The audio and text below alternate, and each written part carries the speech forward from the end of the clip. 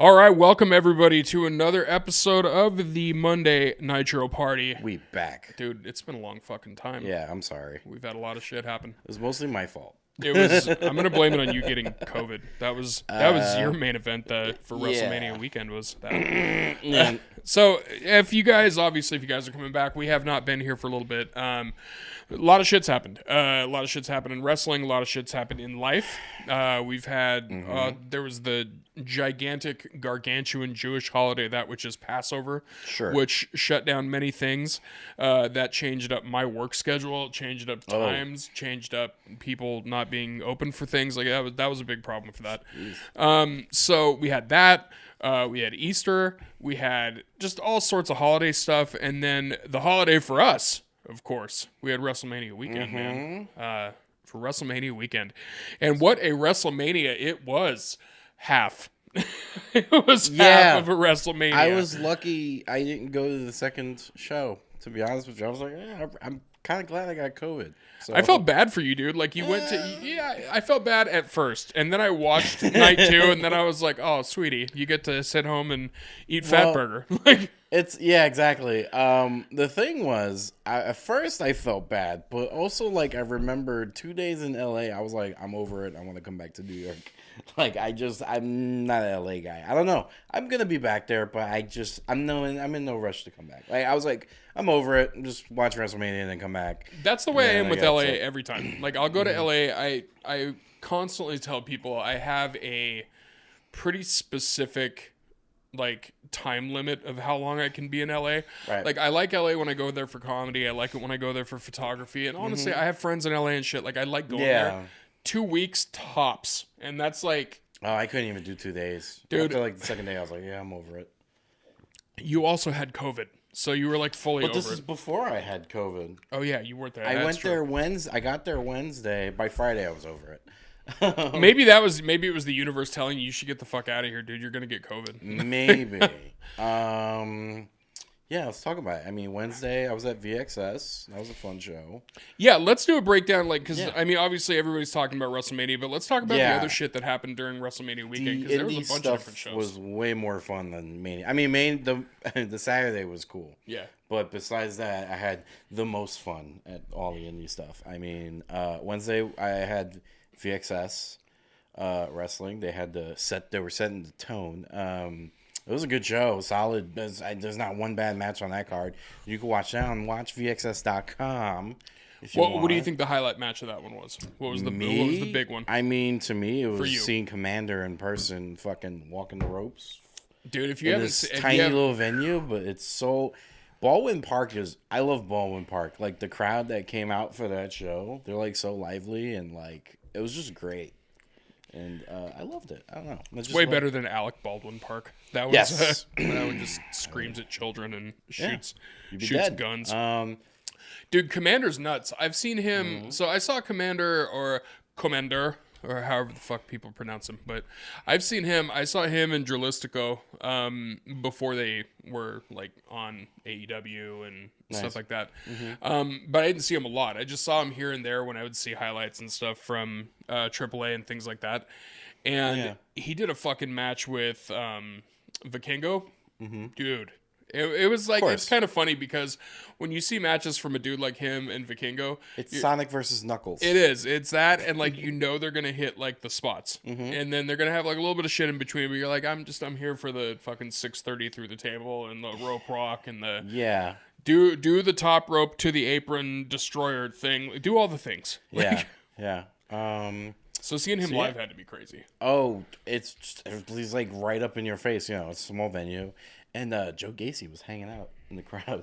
Oh, shit. Which is, Joe a lot of these guys know him from Jersey and stuff. So he was just hanging out, drinking, having a good time. Hanging out on... There was a moment where... it was so funny. There was a moment where... Because it's a small venue, and they have... If you watch the show, the curtains are also where you come into the building, into the ring area. So it's one of those venues. So yeah, that's cool. Very indie. So I went in the bathroom real quick, and then when I was coming out, there was a wrestler making his entrance, so his music was playing.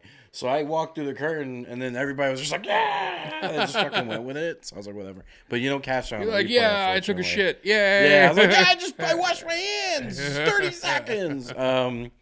So yeah, that was that. Thursday there was Bloodsport. That was cool. Killer Kelly's my girl, dude. Yeah, she was awesome. She crushed it on that. That was her match was my favorite match out of all of it. That shit's tailor made for her style. Like she's the kind of like she's strong style without it being technically considered strong style, but like because she's a fighter, like she's Portuguese. Yeah, and such a badass. Yeah, like, dude, she used to be she's an MMA fighter. Super nice too. There was that earlier in the day, and then I head on over to Knucklehead. Casanova Valentine. Check out his hat. I don't think you can buy the hat right now. I think it's sold out now. Shouts to Cass. Yeah, it's a great hat. It's very comfy. And shouts to Knucklehead too. That fucking venue rules. Yeah, dude, that was my favorite. That Thursday night was my favorite night at Knucklehead. That venue is awesome. That's also where I got COVID. I'm pretty sure. But if you don't catch something at a deathmatch, you gotta catch something at that venue. Yeah. Because then you did not have fun. But, yeah, we have the Valentine Vision show. There was a lot of technical issues, so it was kind of, it was what it was. It was still fun. I felt bad because I felt like I didn't do well. But Cass was like, who cares? It is what it is. We'll do it again. He's going to do it again. I hope he does it again. And with some, it's going to be a good time. And then after that was the Suzuki karaoke.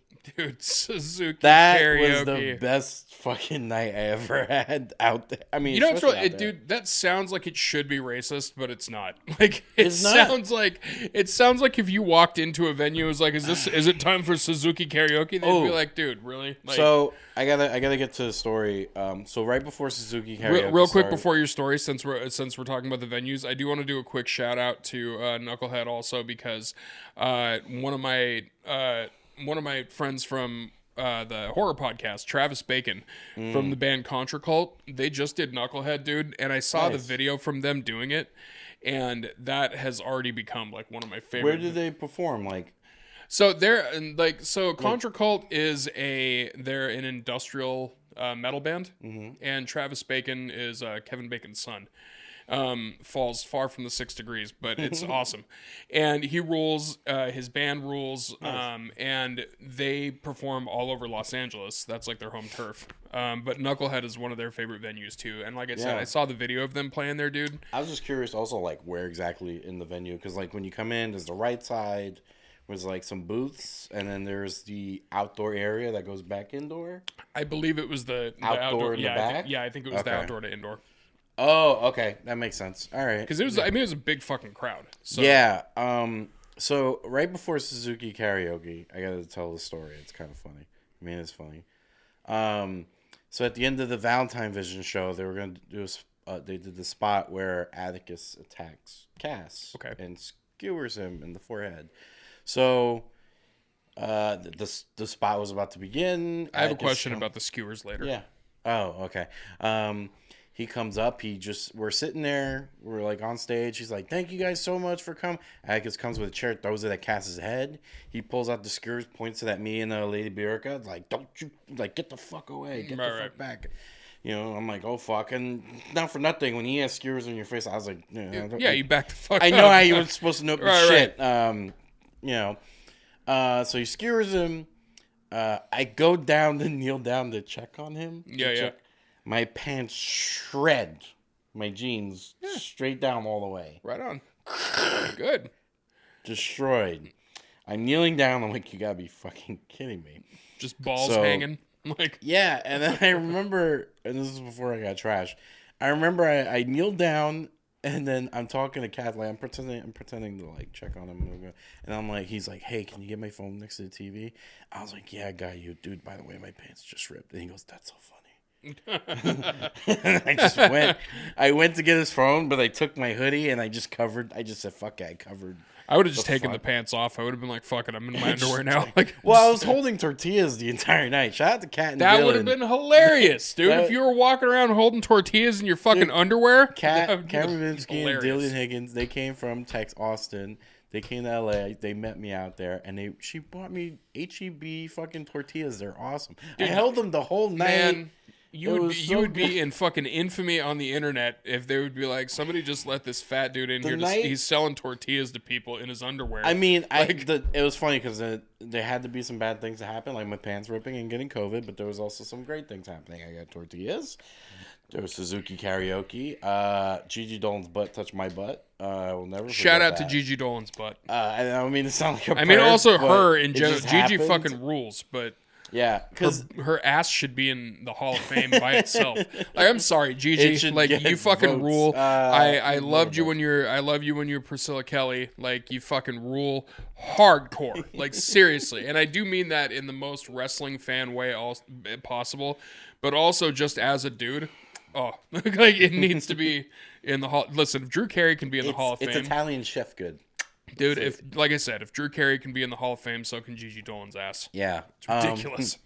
And she knows it is too. Like, I kind of yeah. feel like a fucking douchebag when I say that, but also she knows what she's doing. Like, she knows 100%. She knows that she has an amazing ass. Of course. Because the venue was so packed.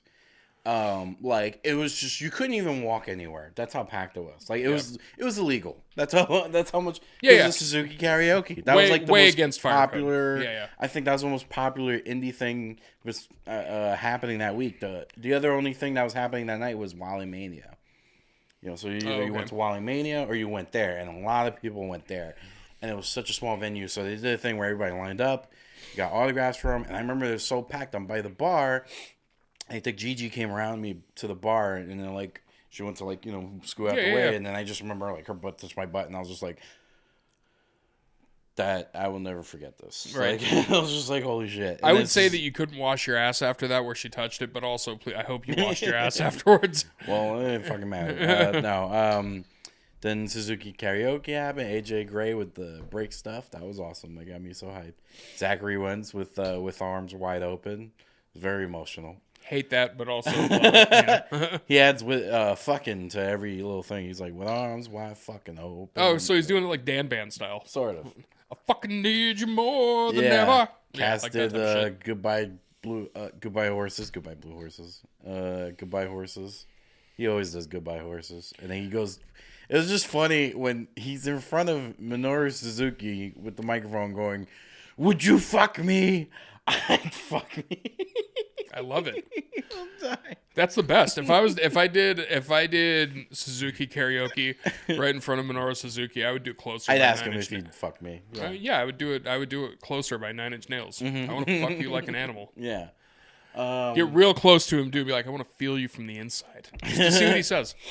Yeah, so then that night was a blur. Somehow COVID went in my body. I'm pretty sure because those people that got sick that night. Weird. It could have been because of all the sweat and spit and other bodily functions that were flying about the venue. Speaking of that, it was funny because Kat and Dylan got more sick than me. And I was talking to them. They're like, oh, you think you really got it there? You really got it there? I'm like, I mean, you did pick up a wet cigarette from the sidewalk. Oh, come on. And she was like, all right, I did that. Dude, like, come on, Kat. Like, fuck. You're lucky you just got COVID. She's hardcore. Do you know how many people have died on the sidewalks of Los Angeles? You could have got so many different diseases, dude. So she could have joined the 27 Club even if she's not 27. I have no idea how old she is.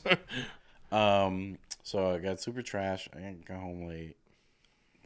Friday. Oh. Friday, what did we do? I ate hot dogs at Pink's, and then solid hot dog checked joint. out the Superstore, which was kind of a letdown. Yeah, because I went to Access for WrestleMania 28. Oh, okay. And I got and WrestleMania 25. 25 was better because I was in the Hell in a Cell. Like they had things like that, like you were in the Hell in a Cell. Yeah, they had an actual WWE ring, the Hell in a Cell set up, and you would go in and walk around it. That's fucking dope. They had that. And this... Did they let you climb it and Mick Foley yourself off the top? No, they kicked me out because I bitch. threw myself to the mat. Fucking assholes. Yeah, good. You want to get the full WWE experience. You have to do it like... they wouldn't even do entrances. They didn't do anything like this. It's a Superstore. It was just called the Superstore, actually. But they don't... It was weird that they don't do Access. They do the Superstore now. There was some cool merch that they had there. I randomly saw Austin Theory walk in front of me and start doing a video. They shared that, so that feels like an Austin Theory thing to do.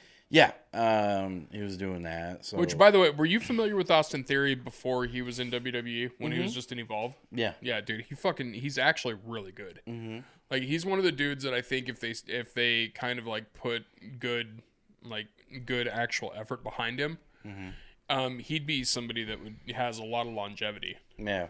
He's fucking great. Yeah. Like, even if you don't like his character or whatever, but I mean, like, in the ring, especially for how young he is, like, he's fucking solid. He was really good in Evolve. Yeah.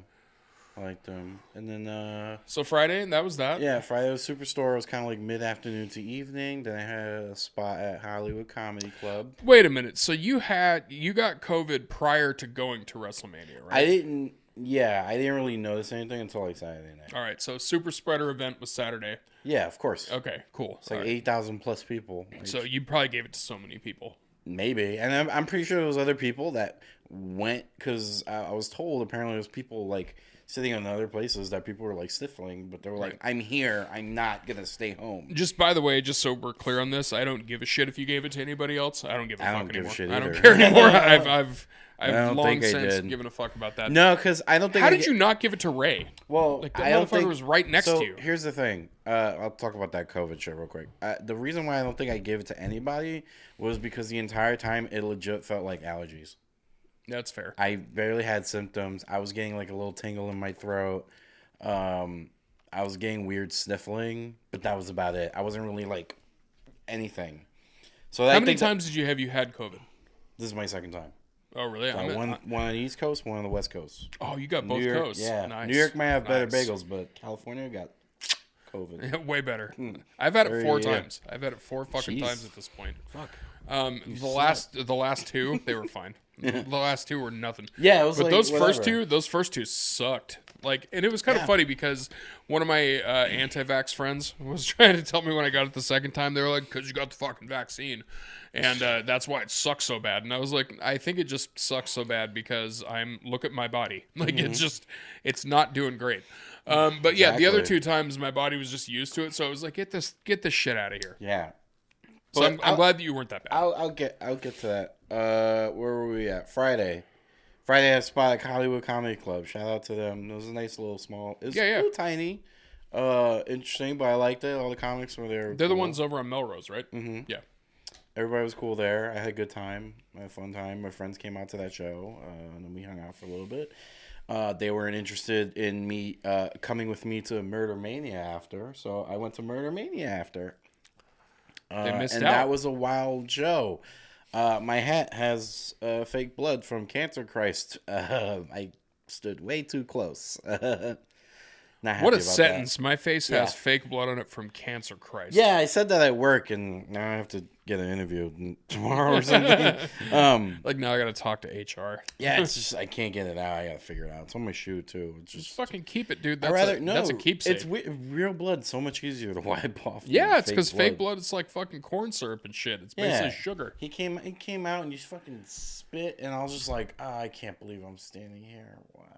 And then you just like bathe in it. You're just somebody was wearing white in front of me, and they had it worse. So yeah, of course they did. Why would you wear white to Murder Mania? What kind of asshole does that? I think because it's funny, rather have real blood on you than fake blood. I don't know why, but seriously, no, real. I mean, both of them sucked to take out, but like, fake blood is all sticky and shit. But yeah, it was a good show. So Murder Mania ruled. Yeah. Where was that at? Super venue? Chief Gallery, downtown.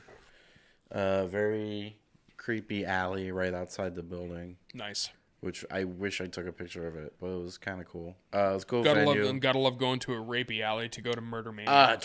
Super rapey. But yeah, main event was awesome. Shout out to Cash, shout out to Atticus. They're great.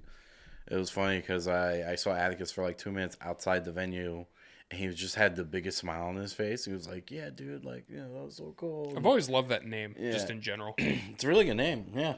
It's super old. Mm-hmm. It's like old. Like, if you met a guy that was really named Atticus and they were young, you'd be like, I feel like you might be an immortal. Or you're cursed. Right, one of the two. Like, that name is from, like, 1835. Like, yeah. That name has a raven attached to it, just like an actual raven that's your pet. Mm-hmm. Yeah. Definitely one of my favorite old school names, though. Yeah. That and Ichabod. Ichabod? Ichabod. Fuck yeah.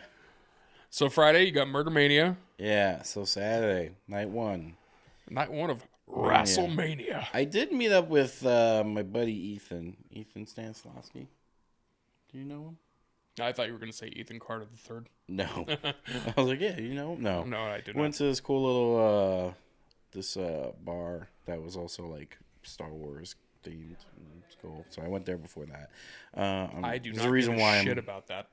Yeah, it was. I liked it. It was nice to go to a place that looked like Tatooine and did not have to pay money to go into Disneyland. So to be fair, I used to love Star Wars until I saw the standalone Solo movie. That's when I finally tapped out. I was like, "Fuck you, I'm done." Like this is like that's the one that did it.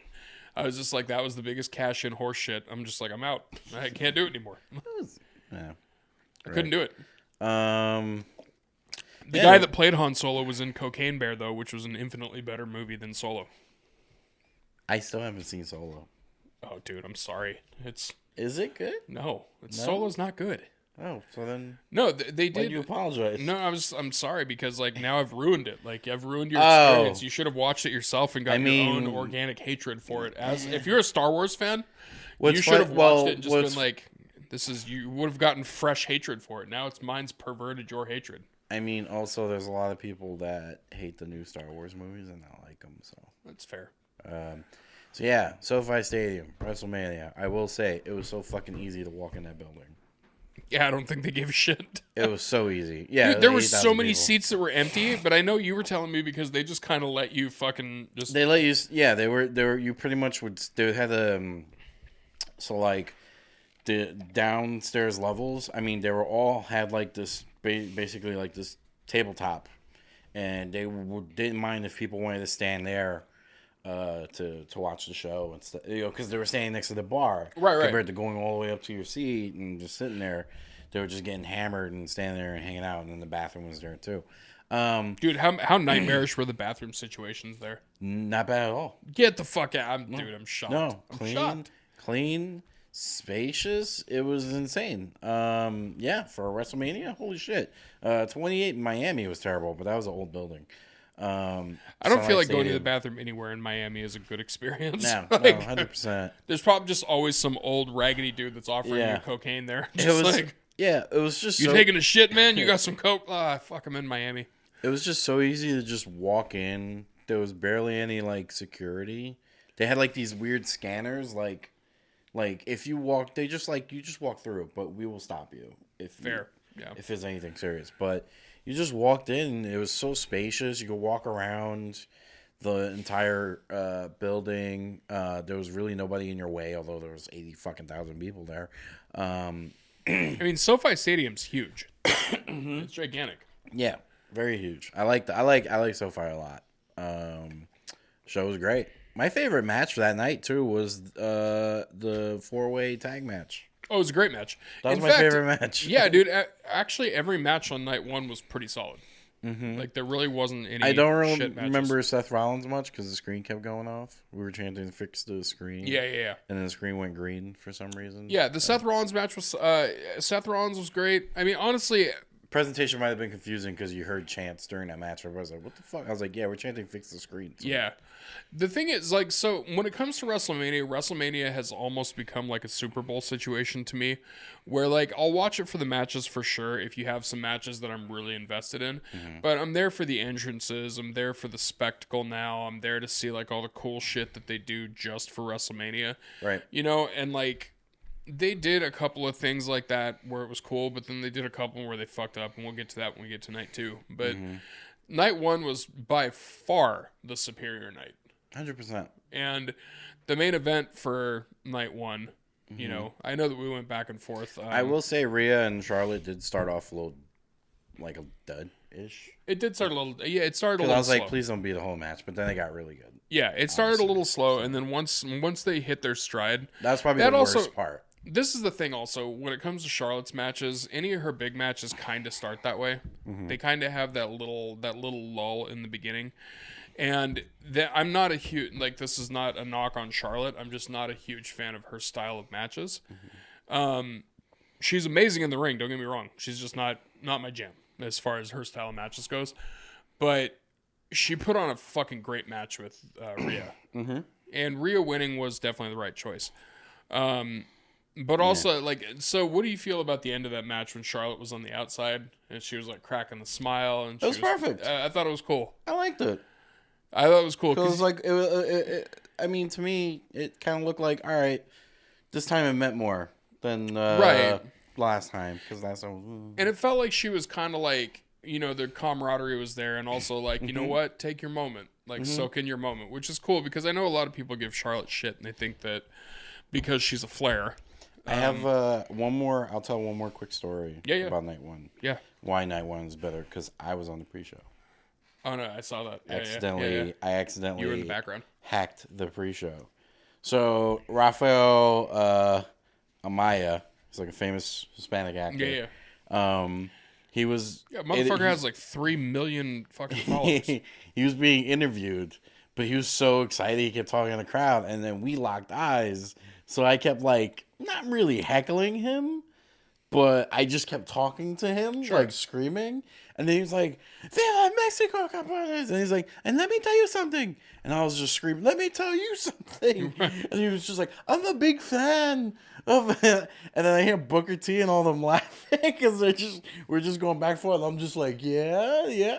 And then I think Rosenberg just went up to him and was like, "You got to turn around and face the camera." And I'm like, I feel like I hijacked that show, and I'm proud of that because it's a WrestleMania moment for me. Fuck yeah. And also, I do think it's hilarious that... Oh, and now we're friends on Instagram. Yeah, I think it's hilarious that you tagged him on Instagram and said you could at least tag me, bro, or whatever you said. Yeah, dude. The fact that you have an account that's 3.2 million followers, the fact that he even saw that tag and was like, oh, you know what? I am going to tag you, brother. And like, then he did, and then he followed me back.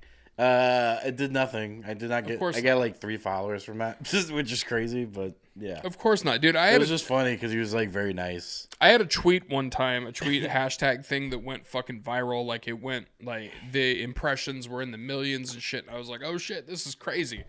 And then I gained like 15 followers and like 8 of them were bots. Yeah. It was just like that's usually how it like works. I hate social media. Yeah, it'll never help you. You have to pay money for it. But, all right, so let's talk about the main event of night one.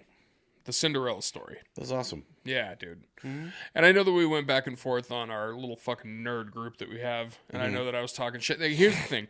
If you're going to, like, my biggest gripe about it was that if you're going to do the traditional thing of, like, you win the Rumble, you main event WrestleMania, blah, blah, blah, that Charlotte and Rhea should have headlined it.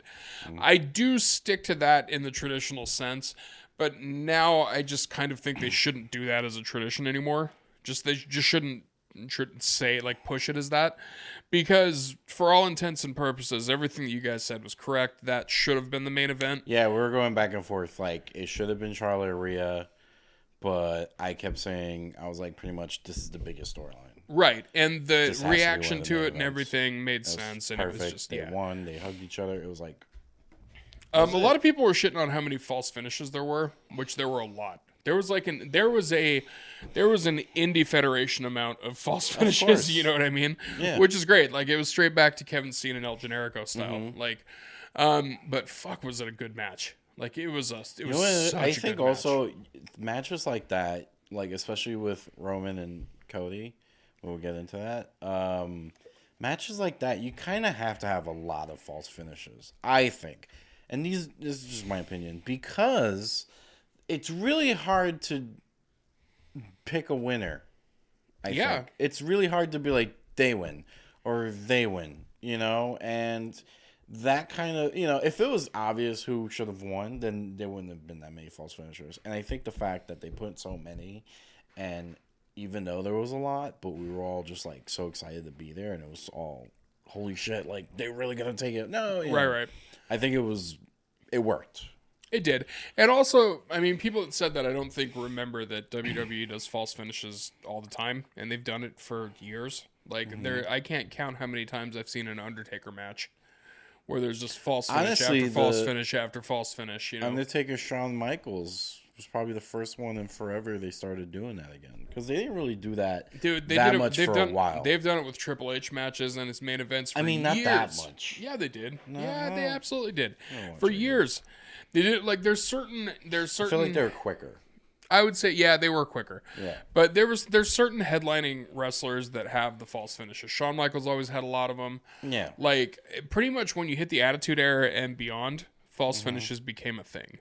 And it became a thing for the dramatic aspect of it. Sometimes it was for humorous aspects, but like from Attitude Era beyond, it kind of just kept going from I there. feel like it started coming back in WWE with Taker, Michaels, WrestleMania 25. The retirement match. No, the first one. Oh, you in think Texas? I got to go to that one. I was very lucky. That's true, yeah. And I had a very nice seat, and that made me jump. Me and my friend that we went together, we both jumped out of our seat. Yeah. Out of the pins and everything. Well, the Undertaker, a lot of the Undertaker streak matches, like a lot of those had a lot of false finishes. Like when he had the Triple H Hell in a Cell match, the end of an era match or whatever that was. That had a shitload of them. I was there too. Really? Yeah. Dude, fuck that you. was Miami. Jesus. Oh yeah, you have, but you've been to a lot. Yeah, you've been to a lot of them. So night one was dope. Pretty much every match was great. Solid, like really good main event. Co-main event was awesome. Took an hour and a half to get an Uber. Yeah. I mean, it was terrible. That was your own fucking fault. $80. Yeah, dude. Here's a word of advice: if you ever go to a big WWE event, whether it's WrestleMania or whether it's like one of the big four, especially, listen. If you go to a place like New York or Los Angeles or Miami, any of those gigantic places like that, and you go to one of the big four, Ubers are going to A, be very expensive, and B, take for fucking ever. This shit happened with Prudential when they had WrestleMania over there. It's the exact same thing. MetLife, yeah, that's what I meant. Yeah, like it happened with them too. It's the same thing. It's just like whenever you have a giant event like that, Ubers are going to be through the roof and they're going to take forever. Yeah, my lesson learned was you're going to spend a lot of money regardless. Yeah. Just get the car. Just get the parking was like $100 a night. Yeah, like don't even but just like get the car. Either that or an Uber. But it's to get the car on top. Like you're renting the car plus you're paying for the parking. At least the car, you're going straight to the car. Right. So you know that's there and you're not waiting for it. Yeah, just it's lesson insane. learned. Yeah, it's always going to be that way. Then I got COVID. Yeah, well, whatever. I mean, the main event of WrestleMania Night 1 was your immune system. Yeah, it got beat by but COVID. No, so I'll explain real quick about the COVID thing. So basically, Sunday I woke up. I kept feeling the allergy feeling getting a little worse. Dude, haven't you heard the internet? COVID's over. We don't have, like, it was getting annoying. So I was like, all right, there's a Target near me. I'll walk over there. It's like 15 minutes. That's when when I was in LA, I was walking a lot. So it was nice. So I was like, I'll walk to Target. I'll get a Zyrtec and a COVID test just in case. I took the Zyrtec. Zyrtec's usually strong and they work immediately. Didn't do nothing. So I was like, okay, that's bad. So I took the COVID test immediately. Positive. I was like, you gotta be fucking kidding I gotta me. give you credit for at least being responsible enough to get a COVID test because I'm telling you right now. Also, like I can't really go anywhere in public just like it's just so annoying. Like my voice is still fucked up. Right. But, I mean, I'm telling you, if I would have spent the time and money that you did on going to WrestleMania in LA and I felt like I had COVID. Everyone kept telling me to just go. Dude, anyway. well, I'm not even saying just go. I would have been a dick. I wouldn't have taken the test. I would have just been like, you know what? It's the air change. It's the West Coast air change. I got the sniffles. I got the little allergy. I just wouldn't have done it. And I told my friend, he was like, I you should just come give everybody COVID. I was just like, somebody else is going to if you don't. Yeah, like, you should be the trendsetter. But no, I was sitting next to buddy Ray, and Ray was staying with somebody elderly, so didn't want a chance getting him sick. I think he didn't get it because of all of his tattoos and dogs. Yeah, it's definitely repellent for sure. It is. So yeah, I watched it at home Sunday. Well, the Airbnb. So dude, night 2. It was way better. I'm glad I didn't go. Night 2, it's weird because WrestleMania has kind of like this with the 2 nights thing now. Like they always try to balance them out properly and stuff like that, and sometimes it works. Night 2, it's just.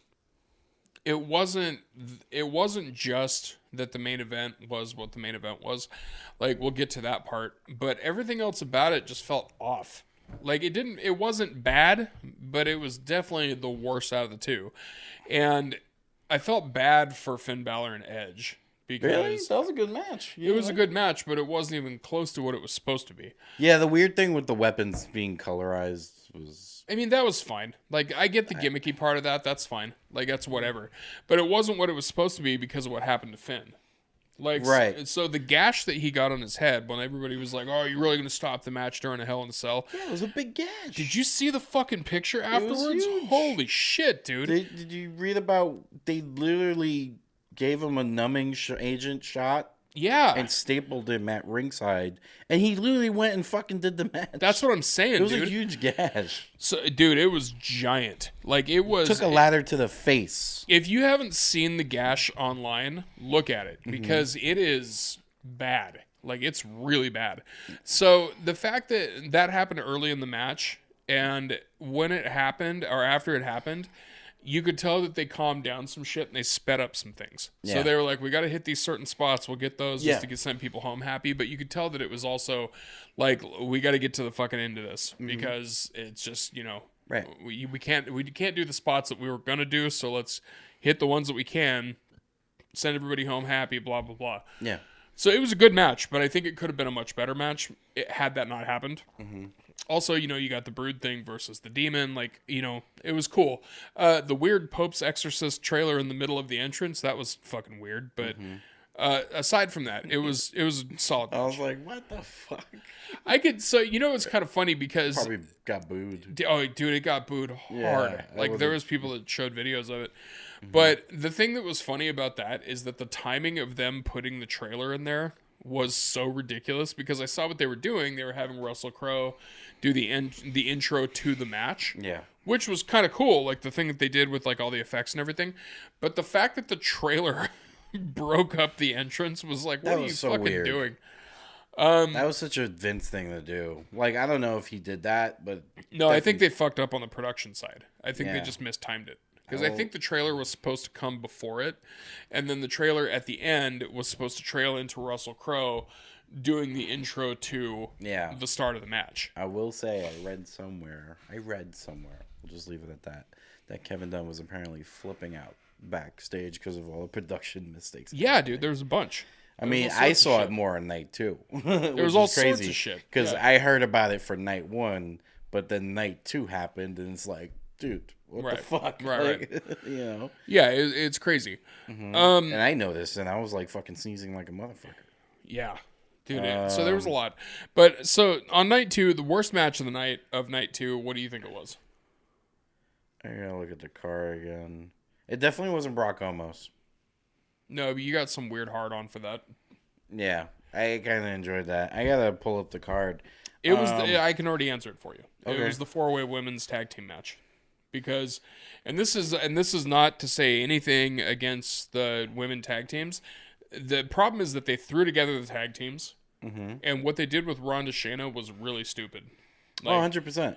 They just had Ronda and Shayna basically being on the outside of the ring the whole time, and then at the end of it, Ronda just came in, slapped on the armbar, done. Like, so the pacing of the match was dumb. The throwing together the tag teams was dumb. Like, there was no build up to it. And this is kind of frustrating to me because you have Ronda and Shayna who are legitimately badasses. You have them as a tag team, which is great.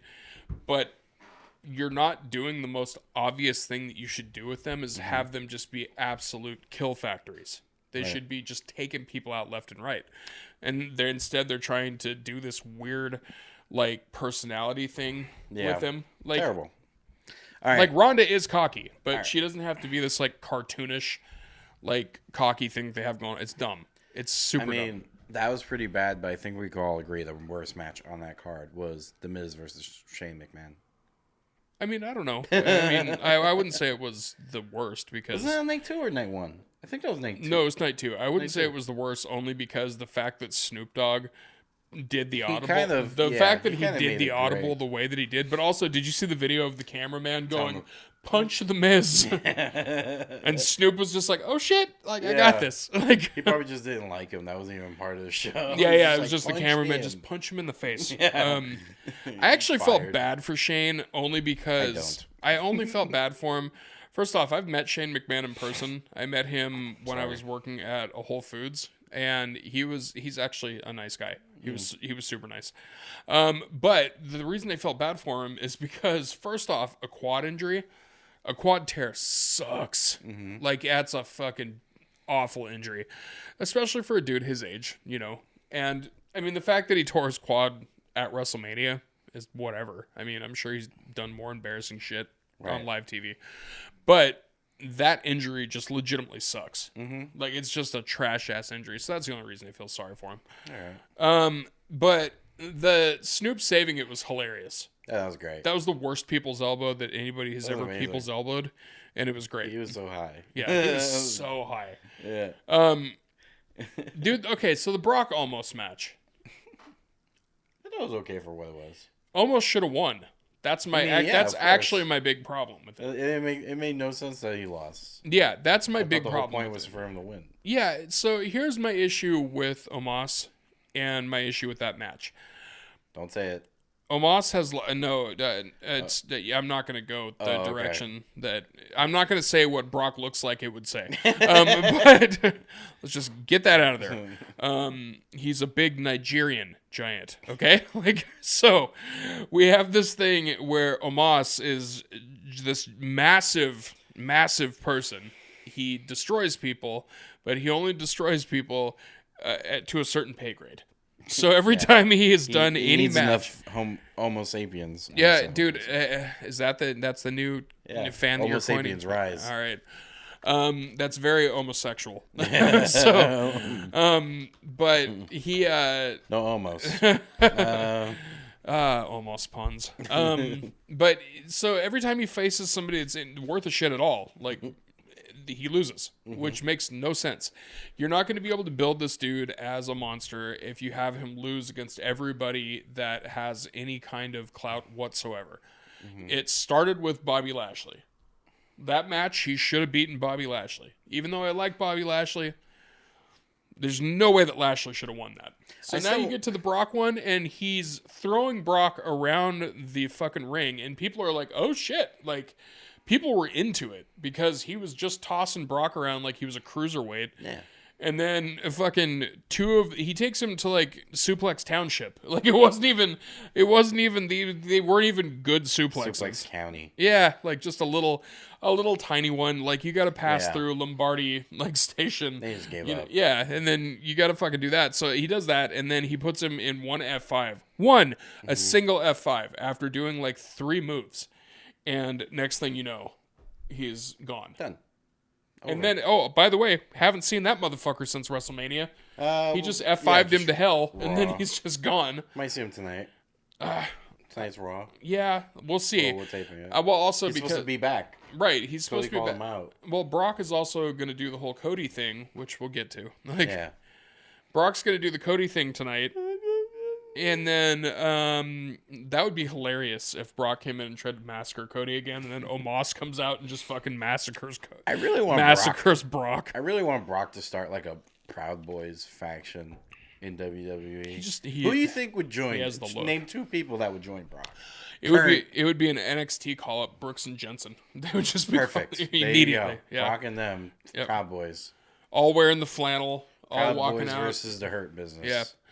Yeah. Yeah, that'd be actually hilarious, but you'd have to call him something else. Like that's always that. Remember when LAX, when Santana Ortiz were called Pride and Prejudice or something like that? I was like, what the fuck is this? I was like, all right, you just don't have the rights to LAX, so you got to call it. Wait, is that shit? the weird group with Scott Steiner too? Something, Scott was in it. Yeah. And he was like, I don't like Mexicans. He went very racist. That's Scott Steiner. Whenever Scott Steiner got a live mic, and they aired that on television. Yep, during his prime. Well, not even his prime. During his descent into madness. He said he hates Spix. He said that on TV. Yeah, dude. He went crazy. And then he did Steiner math. Like, yeah, it's nuts. And his brother said something over the weekend. How is it that Rick Steiner is the worst one out of the 2 now? If you guys, by the way, if you guys did not see this, Giselle Shaw went on Twitter and fucking threw Rick Steiner to the wolves because Rick Steiner is a piece of shit. Mm-hmm. He was at WrestleCon, and he just started throwing out transphobic shit left and right to Giselle Shaw.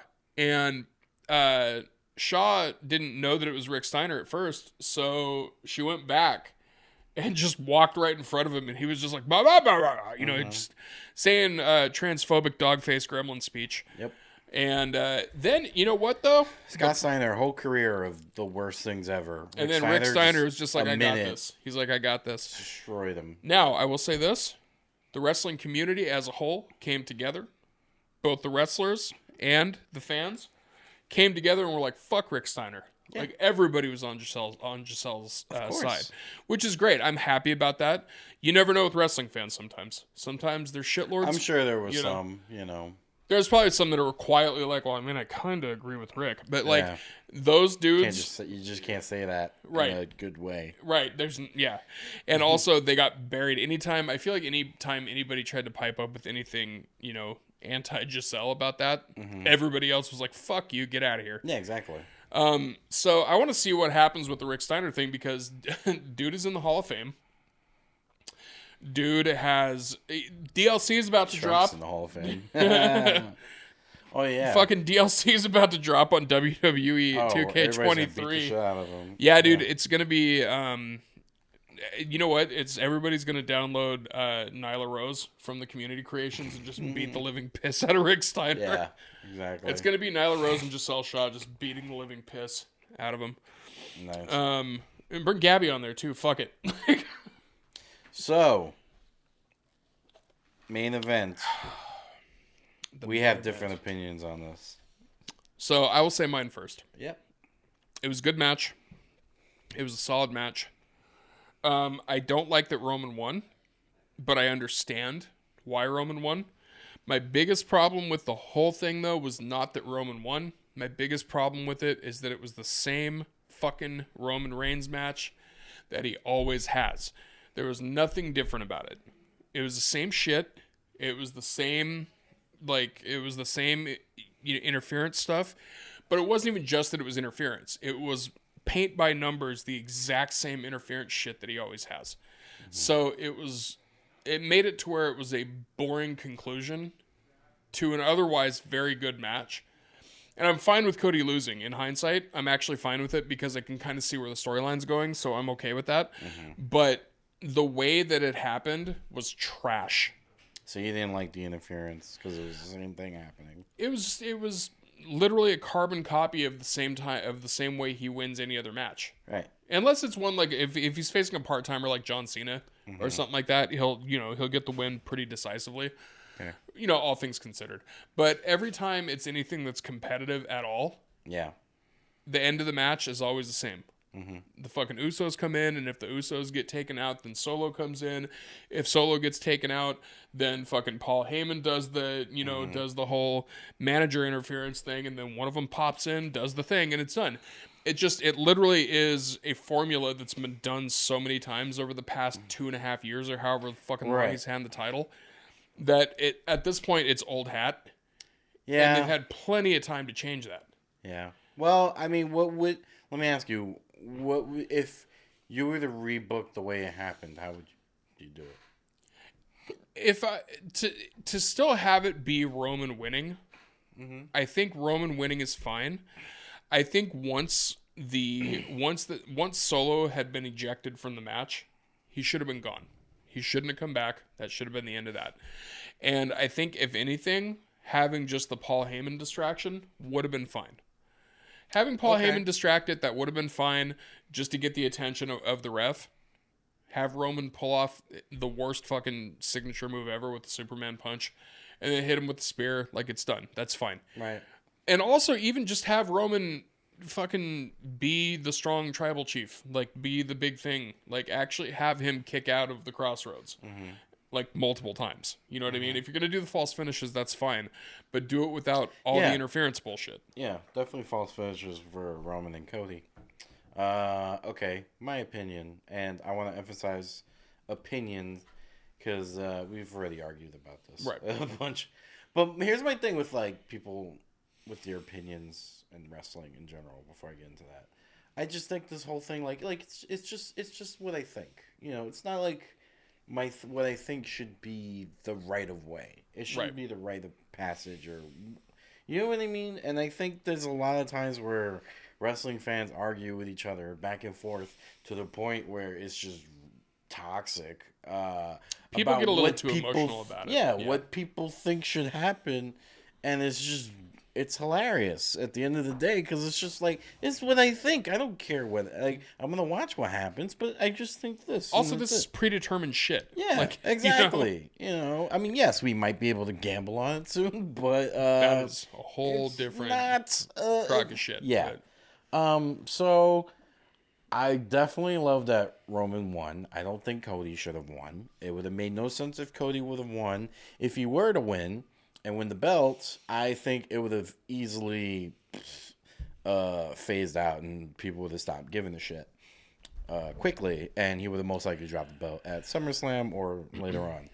That's just what I think.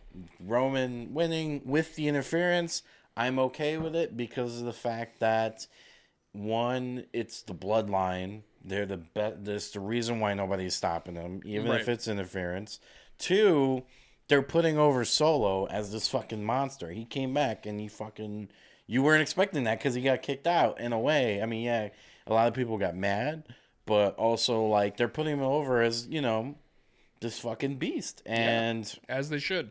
Solo, I thought it was fine when he did that because also if you want Cody to be the guy who finally beats him, it can't be now, but probably down the line, and you don't want to make him look like, he lost fair and square to Roman, because then it just makes no sense later on why he would have won. Yeah, I don't think the fair... Obviously, it was interference something. There might be a thing, like, there was the press conference after where Roman was pretty much saying, I'm giving you guys filet mignon. Right.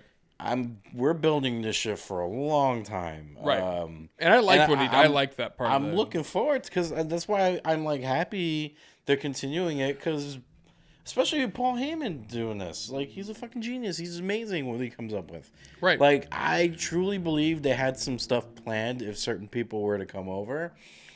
And obviously, we don't know if that's going to happen. So they have stuff in the books for that. But also, if that doesn't happen, they have other things they want to do. I feel like there's so many things they want to do and grow this thing that it just makes no sense for him to lose now. Well, you've got two different storylines working at the same time. Well, technically three, but one of them's kind of finished. Also, one more thing I wanted to mention, I brought up before to other people, that the fact that the bloodline storyline in general created a whole fucking main event. Yeah. Another main event, Sammy and Kevin. Right.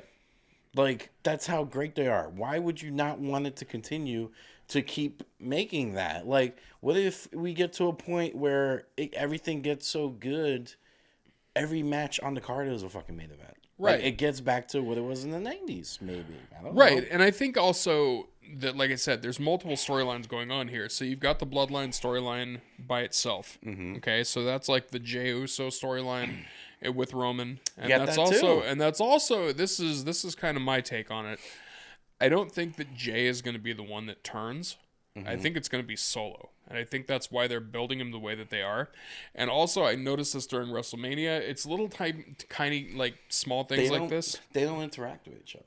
They don't interact with each other, but also he treats him like the bitch of the group. Like, in the sense that, like, all right, Solo, you go do this. Like, he treats him like a dog. Now, here's the thing about it, though. When I was watching WrestleMania during that main event, you could see little things where Solo's face was, like, you could tell that he's getting resentful. Like, you can tell that he's like, you wouldn't have won this match if it wasn't for me. Like, that type of thing. So I think what they're building to is an eventual crumble of the bloodline, which I think is perfectly fine. That's what it's supposed to. All factions have to end. Mm-hmm. So I think that's fine. NWO. Yeah, God. This thing spreads like cancer. Mm-hmm. But so you've got that. So you've got the Jey Uso / Solo and Roman storyline there. Plus, you've got the Sammy and Kevin storyline there. Mm-hmm. Okay. So you've got those two. Plus, you've also got the Roman Reigns storyline of who's going to take him down. Mm-hmm. Now, the Roman and Cody storyline, that one also I can see going farther. And even when Cody was talking about finishing the story, blah, blah, blah, blah, blah, that doesn't mean WrestleMania. Nope. It doesn't. It could be SummerSlam. It could be Royal Rumble. It could be fucking WrestleMania next year. We have no idea. But the way that it's playing out does make sense. I just want them to do something more with Roman's character in the ring. Yeah. Because outside of the ring, Roman's character is god tier. In the ring, it's getting fucking boring. In the ring, his matches are becoming the same match over and over again, which I want them to step away from, because that was one of the biggest problems that Roman had before he made the turn into what he is now. Right. His matches were very paint by numbers. So that's what that's what I want them to like kind of venture away from, and let him kind of go back to being the killer, kind of come back to being the badass. Because if you're going to have him be on the top for any more time, because he's about to hit 1,000 days, like you gotta make him more of a killer. Also, the last few couple years, I think it was the last couple of years, Roman has gotten so good, but he's always been the bad guy. Right. Like, imagine him as a good guy down the line. When he makes the turn, when he makes the flip and goes to actually doing a full face turn, he's gonna be way better than when he was before. Yeah, because when he was a face before, everybody hated him, so he kind of never was allowed to be the face. Like, people fucking just straight up didn't like him, and it was because they didn't let him be the character that he was supposed to be. Which I've talked about this to friends and stuff, and I've also seen a lot of people agree with it online. Is that from the very fucking beginning, he should have been the cocky, the cocky, full of himself, young, part of the Inoue family type of thing, the way he is now. Because if they would have done this years ago, and Vince McMahon would have shut the fuck up and listened to people, then this would have been a thing that would have happened years ago. They wouldn't have kept on trying to push him as this very, very, very beige, shitty face that he was. Yeah. So now you're right. When he makes that flip, when that turn finally happens, he's going to be untouchable. He's going to be rock level of a face. It's going to happen. The whole thing has been great, and it's just take your time. The only problem is let it cook. We have Vince McMahon coming in fucking once in a while.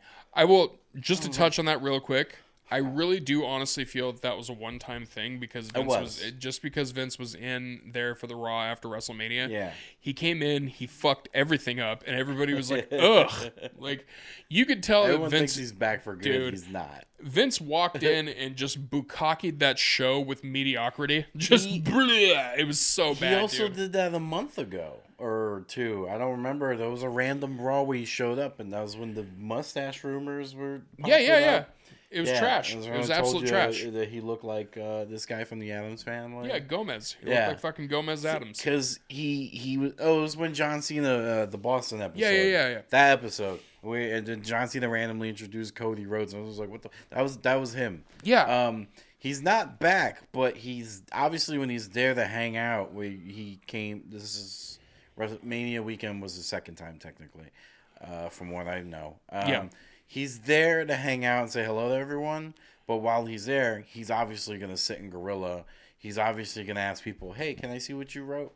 I'm going to change this." Well, no, that Raw after WrestleMania was different though. That was it was far different than the one where he just came compared to the Cena that Boston show. No, I mean, as far as the difference on it is the Raw after WrestleMania, he literally took the creative plans and was like, "Nope," and he just did all this other shit, and everybody was kind of like, "All right, Grandpa's here, let him do it," But the Cena one, he did a little bit of stuff, and he's had his hands in the other ones because they're kind of showing him the creative stuff, and he'll make little changes remotely. Yeah. But that Raw after WrestleMania was a catastrophe. It was so bad. It was the worst Raw after Mania. It was the worst Raw over the course of the last fucking year. Honestly, was the awful. only good Raw after Mania was after 28 with Daniel Bryan. I will say this one thing. This is kind of a hot take. Beach ball. That was pretty funny. The Raw after WrestleMania where Goldberg debuted against The Rock, that was pretty fucking awesome for the time period. Yeah. For the time period, that was probably one of the coolest moments in a Raw after WrestleMania, where The Rock just came out and said, "I've beaten everybody," and then Goldberg's music hit, and the audience was like, "Oh, shit." And then they had that one good match, and then Goldberg still existed, and everybody was like, "That's enough." Like, I think like, the whole Raw after Mania thing started because of 28. Yeah. Because it was one where Daniel Bryan, everybody was going crazy over him. Even in the dark match, everybody was losing their shit, and he went on the mic. He was like, "Thank you guys so much for this weekend." We did a little thing. Also, the return of Brock Lesnar. When that happened, I had floor seats for that. And I was like a few rows behind the announcer's desk. When that happened, I swore, and this was when I was a lot lighter. I swore 2 seconds later I was crowd surfing somewhere. Like, that's how everybody was going ape shit over this. We're like, what the fuck? Like, I'll say that always about Brock Lesnar, man. No matter how long Brock Lesnar is gone, and no matter how little Brock Lesnar does, when he shows up, people are still excited. Yeah. Say what you will about the Omos match. I wasn't a fan of it, but also when he showed up, everybody was fucking into it. Yeah. And then on the Raw with Brock, and he came out and absolutely obliterated Cody. Mm-hmm. People were like stunned, but also you could tell that they were kind of into it.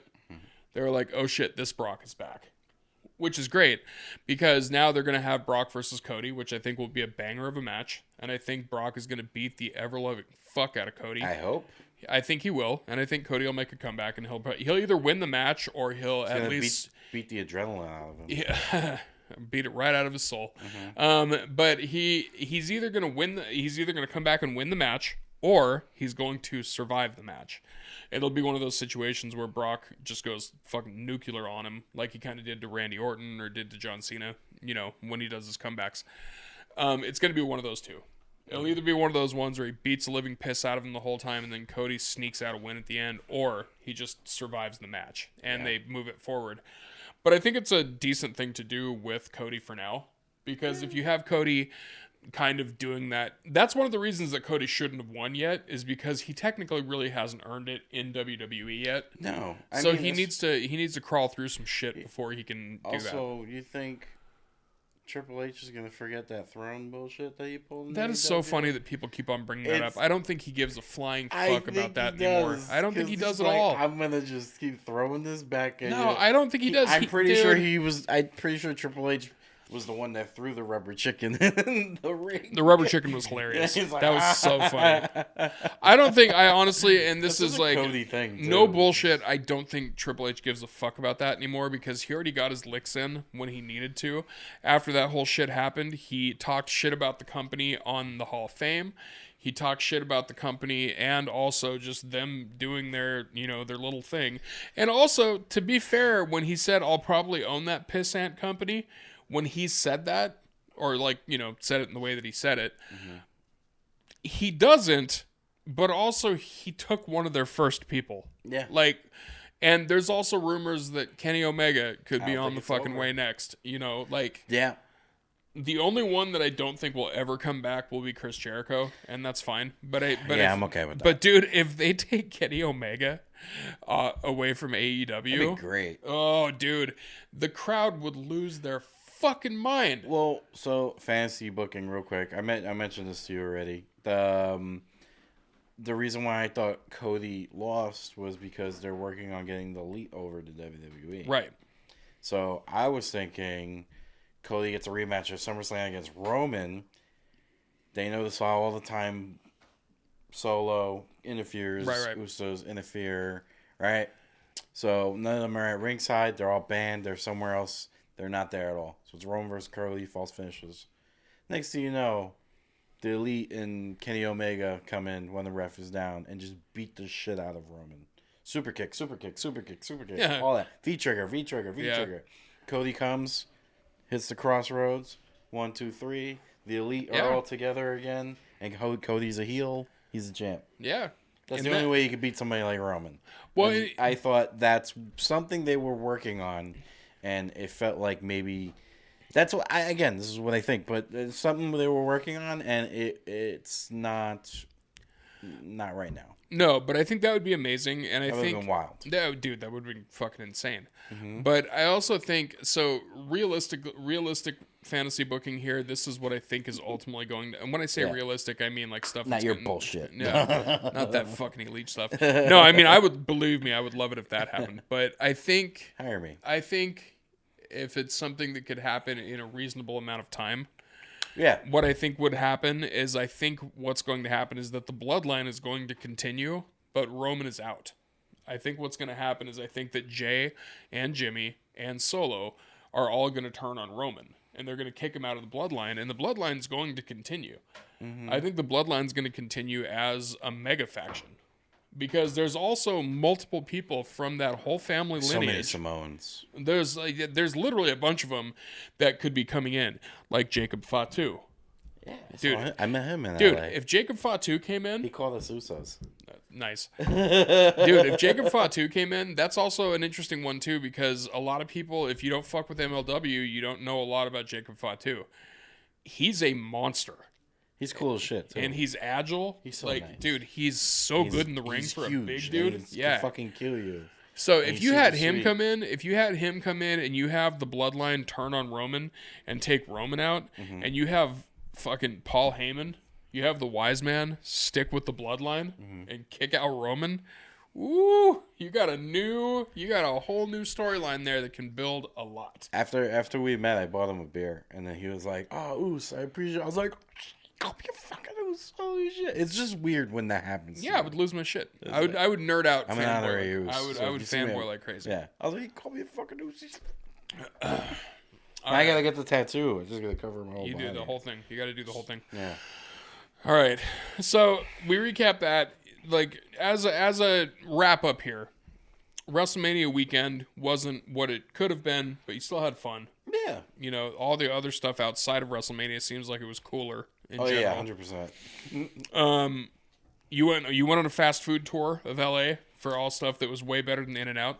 Yeah, 100%. Fat Burger Rules. I gotta say this about In-N-Out. What the fuck is wrong with everyone? I don't.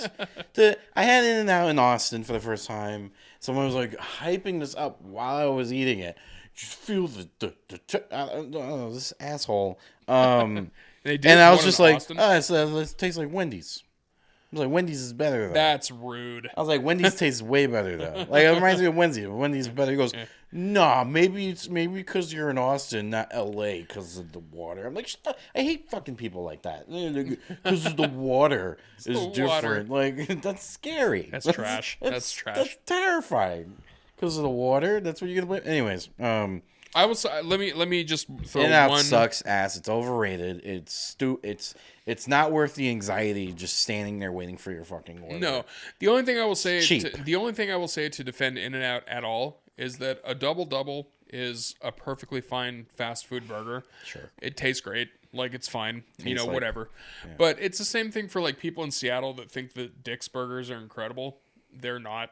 They're drunk food. They're dicks. Yeah. A Dick's Deluxe is it's a fine burger. Totally sounds like a Pornhub search thing. A Dick's Deluxe. Yeah, but it's the same thing as like a double at In-N-Out. It's just like, it's fine. If you're fucked up, it's like nectar of the gods. If you're not fucked up, it's fine. Like, it's not gross, but it's fine. Like, if you've never been to In-N-Out and you're from New York City or anywhere on the East Coast, don't go to In-N-Out. It's a waste of time. You'll be there for a while. You'll have to fight people for parking.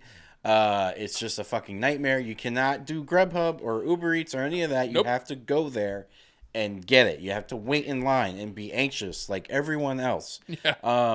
It is not that great. I don't want my fries anxiety and burger. The cheese fries suck. The fries people are that work awful. there are very sweet, very nice people.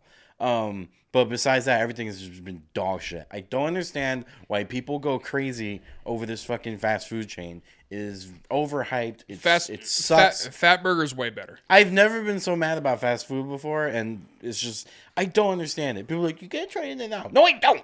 There's a million things I could try. One of these days, I'm gonna have to take our producer up on a road trip, and I'm gonna have to go. Terrible. I'm gonna have to go to a Whataburger because he keeps on saying that Whataburger's amazing. Whataburger is way better than In-N-Out. I have yet to have it, and I know that when I have it, it's going to ruin my life because then I'm going to always want to drive to places that have water. I ordered Fat Burger on Uber Eats. Yeah.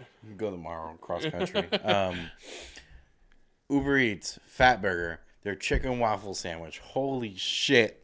That was the best sandwich I ever had. Their burger, amazing. It's so good. It's so good. Their fucking burger is Their stupid fries good. are delicious. Yeah. Like, it's so much better. All these other places, so much better. Trash. I don't understand fucking In-N-Out. You stop going to In-N-Out. Stop giving them your money. Like, I just can't.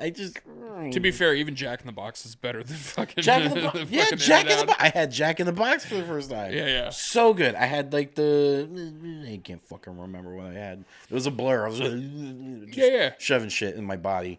But Jack in the Box, way better than fucking In-N-Out. Jack in the Box Ultimate Bacon Cheeseburger is just perfect. And I'm not saying all this to like hate. I know this is a fast food podcast now. Yeah. I'm not saying all this to hate. Listen, we're going to wrap this up, so we're wrapping it up like a burger. We're just wrapping it up right there. I'm not saying this to like, because I fucking hate them so much. It was just like every time I had something else, I was like, this is so good. Why do people like this shit? Like, it just made no sense to me. But fucking it out. Honestly, if you're in LA, and go you want anywhere else. Well, if you want to get like a nice fast food-ish type of burger that's LA, go to Astro Burger. Astro Burger rules. I gotta try that next time. That one's dope. And then also fucking you should always go to Trejo's Tacos. Dude. I didn't try the tacos. I had his donuts though. Yeah, Trejo's Tacos is you could order Trejo's the shit. You could order the tacos on Uber Eats, but I didn't do it. I fucked up. But you can order Trejo's donuts on Uber Eats. Mm-hmm. Amazing. Pink's, you gotta go there, but Pink's is definitely a must. Yeah, Pink's is their dope. hot dogs is fucking amazing. I even bought their shirts are $15. Yeah, I bought a shirt too. I have it in my bag. You have hot dog merch, you fat fuck. I do. I want to fucking grab my bag right now. Brian, can you get my bag? No, you don't need to show. You do not need to show show merch. Oh, it's over there. Yeah. No. Damn. But I do want to. So let's wrap this up on some wrestling because the fast food thing. Yeah, I'm getting hungry. Yeah, I know. It's ridiculous. I'm trying to lose weight. I know. I got a fucking salad in my bag. Fucking you're gonna see us transition not transition, transform. You know what I mean? We're gonna see that happen over the course of this podcast. We're gonna shrink next 2 years. Yeah. So to wrap this up with some wrestling, AEW's got some good shit going on right now. They've got some good things coming up. Yeah. With some storylines and also just with, in general, they've got some good stuff. I feel like the cancer of Punk is going to come back and I'm pissed off about that. Yeah. I'm not looking forward to Punk coming back and I hope he doesn't. Talk about feeding the fucking internet fans. Gross. But real quick, are you still into MJF as the champion? No? You over it? I'm definitely over it. Who do you think should take him out? Definitely not Darby Allin. I don't know why people get behind him either. It's the same reason why people get behind In-N-Out. Not Darby Allin. Stop with that. Honestly, if I were to book this right now, Sting. I was gonna say Sting would actually be dope. Even awesome. If it was just Sting, for a week, just for a week, Sting it would be fine. Every time Sting's on a fucking match, and he's on the most random matches on Dynamite and Rampage, he's killing it, and you're like, holy shit, why was he like this in WWE? And like he said it, like he's not gonna be around much longer, and it would be insane if he does this one final run. And he actually takes the belt from MJF, and he goes, okay, maybe I'll stick around a little more. And when he finally loses that belt, he's done. Let him have one more title reign, because he's doing great work. Yeah, people would lose their shit if Sting won. Yeah, I don't see anybody else besides MJF right now that should be world champ besides Kenny Omega. Right, and Kenny Omega's, that's transitioning to the next question. The BCC versus the Elite. Are you liking that storyline? No. No? Actually, no. I think it's great. I think that I love that BCC is nasty. I do like how nasty they are. Yeah, I'm wrong. I do enjoy it. I do enjoy this. I like this heel Daniel Bryan way better than the first time he went about it in AEW. Yeah, it's because he's actually a brutal piece of shit. Yeah, I like this a lot. So I do like it. I'm an idiot. I do like it. It's just with the elite stuff, and there's this whole news about CM Punk now. And I mean, fuck CM Punk. As far as I'm concerned, that cocksucker cannot come back, and I'll be fine with it. And yeah, I did call him a cocksucker on it. He sucks. I fucking hate that guy. I think that's the only reason why it's cheaper to keep him than get rid of him. Right. But as far as the storyline goes, I think BCC doing the heel thing, I think they're way better as heels than they were as face. Yeah, no, I actually more interested in BCC than before. Yeah. So I think that's going to be a good program coming up. Mm-hmm. And I'm going to start watching Impact this Thursday. Yeah, dude, Impact had a good fucking pay-per-view this last one. The Rebellion. Yeah. Impact was good. It's just wild. I never know when they have pay-per-views until last minute. Right. I mean, that's kind of their I am going to start following this week. I'm going to make an effort to make Thursdays Impact and Ring of Honor night. Listen, Bully Ray lost, so be happy. Yeah, fuck him. Yeah, that's what I'm saying. He lost. Yeah, he got put through a table. I'd be happier if he was just not on TV. All the referees beat the shit out of him. That was hilarious. It was fucking hilarious. He got up on the ladder, and all the referees just looked at him like, fuck you, we're not holding the ladder. Oh. And then he got down off the ladder, and all the referees literally bombarded him and started beating the shit out of him. And then Tommy Dreamer came in, fucked him up more, put him on the table, stood on the ladder, and then all the referees held the ladder, and then Tommy Dreamer jumped onto him. It was great. Masha's doing that faction with Bully, and Masha could do so much better. Yeah. Well, listen, she's only going to get... It's good for her. She's only going to get more credibility for being attached to it, to be honest. Mm-hmm. So, more power to her. So it was solid. Steve Macklin as the new champion is weird, but whatever. Check it out. But so Impact's fine. It is. I mean, like, it's perfully fine. Like, they're still doing their shows for like 200 people, and like it's whatever. We didn't talk about that because I went to the second show. The XPW one? We didn't talk about that. No, we didn't at all. No. So long story short. All right. Yikes.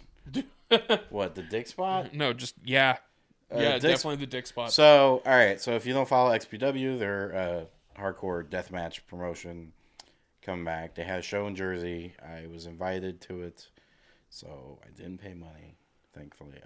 But it was fun because XPW was like stupid and crazy. They do not give a It's hilarious. fuck. Like, I'm laughing the whole time. Rob Black comes out. He's pointing at people. And he's like, yeah, play my fucking music. It's Metallica's music. He just plays the song constantly. I hate Rob Black. So he points and points. And I point back at him just to be stupid. He points at me. Like, we're just having a good time. The dick spot thing happened. So, Hard Body versus Big F and Joe. Not Hard Body Harrison. He's in jail. No. He might be Hard dead. Body, yeah. I don't know. So, he pulled down his pants. I saw dick. He took a needle, and he stuck a needle through his dick.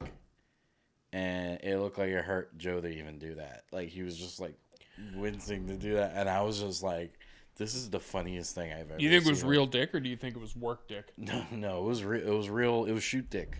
You think it was shoot dick? 100% shoot dick, brother. It was shoot dick, not work dick. All right. Yeah, I was like, this is the funniest thing ever.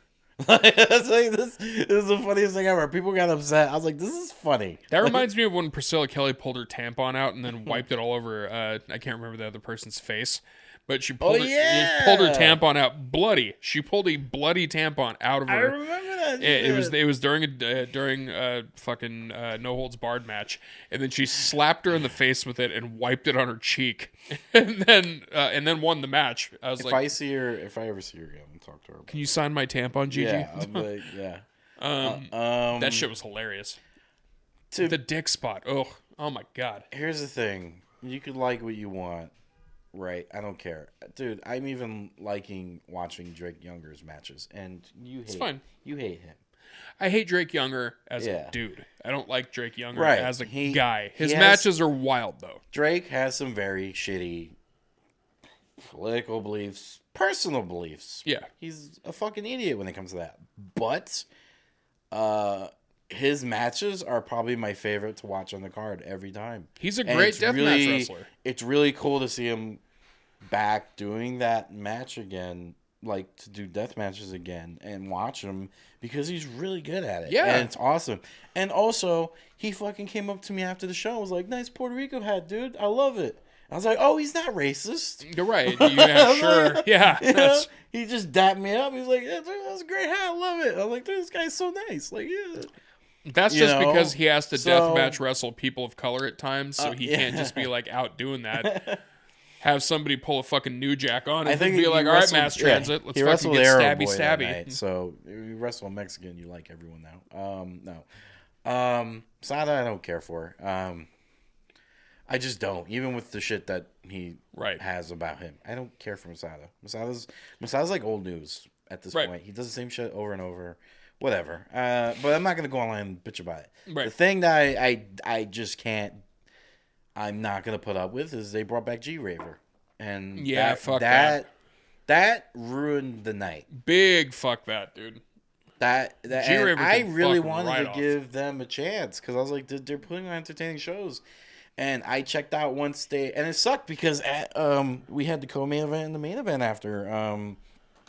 I missed what was the co-main event? It was Maga Butcher versus. I don't remember.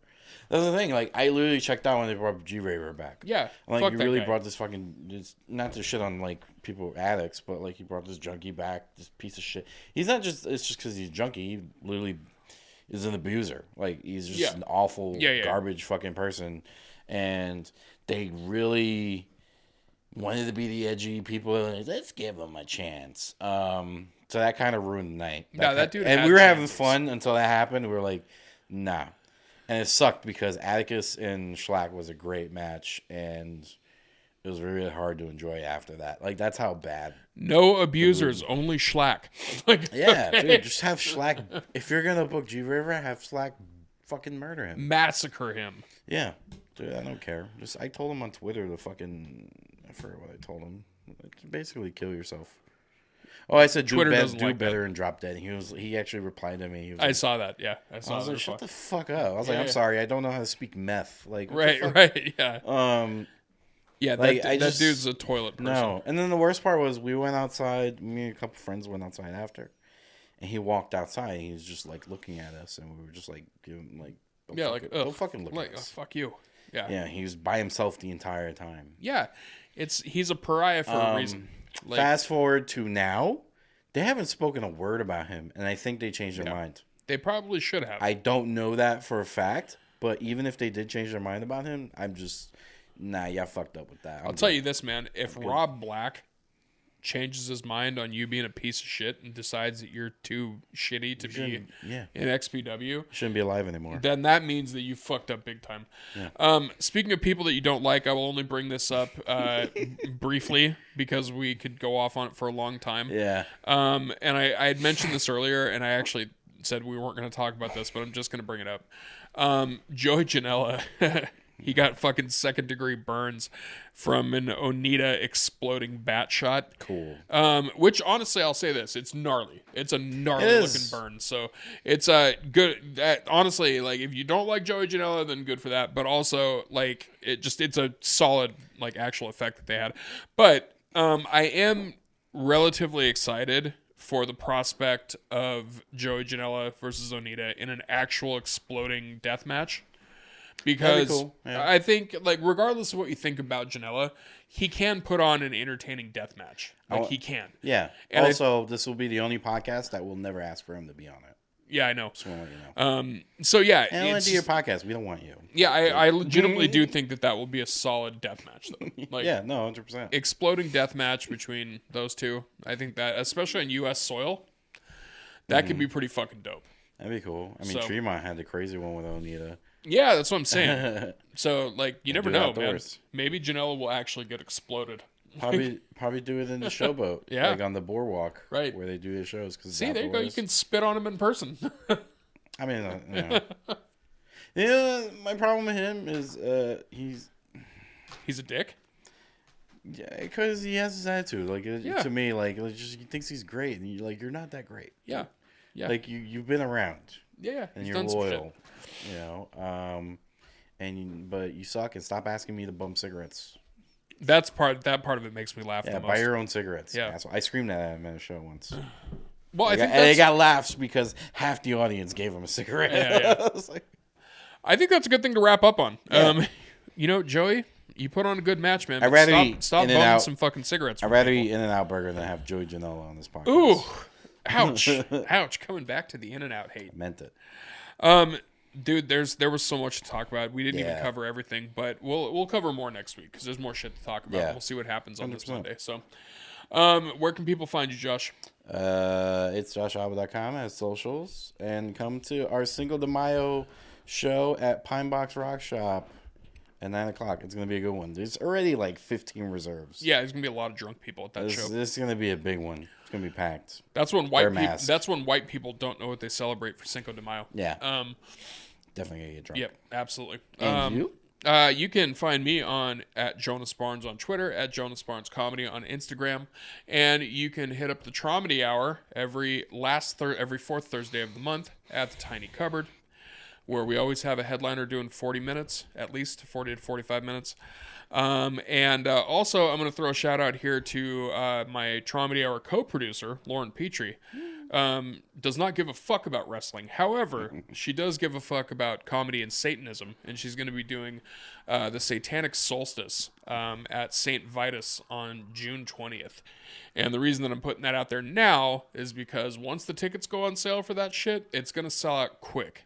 So it's going to be a badass show, full theatrical presentation. They have Zandora LeVay coming in there to do a satanic burlesque show as well. So it's going to be fucking awesome. Make sure that you follow the podcast on YouTube and also on the socials. Yes. On Twitter, on Instagram. Definitely on YouTube though, because we want to get those subscribers up. Mm-hmm. It's very easy. Just hit subscribe, hit like. You don't even have to keep watching them after that. Just let it play. It's free. Yeah. Just let it play so it gives us notch on it. There's no Patreon while buying it. But yeah, that's about it. We're going to be back next week. We're going to be talking about even more shit that's happening. We got a draft coming up here in a couple of weeks, so that's going to be stuff they're probably going to be talking about this week on Raw and everything too. So we're going to have shit to talk about. There's a lot of stuff going on, a lot of stuff continuing to go on. So yeah, we're not going to be out of any material here anytime soon. Yeah. I've been Jonas Barnes. I've been Josh Alba. This has been the Monday Nitro Party. You guys fucking rule. Have a good one. Thank Bye. you.